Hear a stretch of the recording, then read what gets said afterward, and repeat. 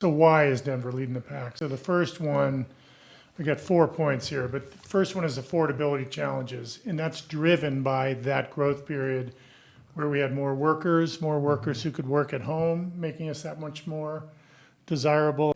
So that's not the case now.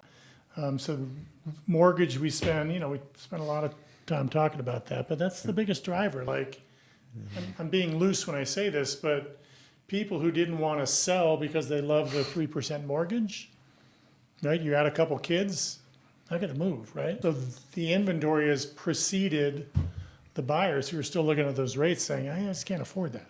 Yeah. So that's the second point is buyer pushback. They can't reconcile the cost yet, right? Even with what we'll talk about in another section about the leverage that these buyers have.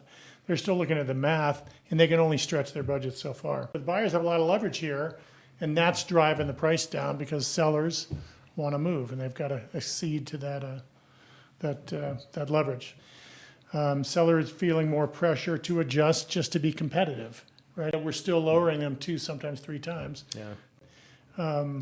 Sellers are seeing others cut their prices. They are starting to panic, if that's the right word, leading to ripple effect across all the neighborhoods, bringing prices down a little bit. And then the other thing is if you've got one seller in a neighborhood that is more motivated than everybody else, that undercutting or that lower price or that huge concession impacts all of those immediate sales because everyone is looking at those with a microscope.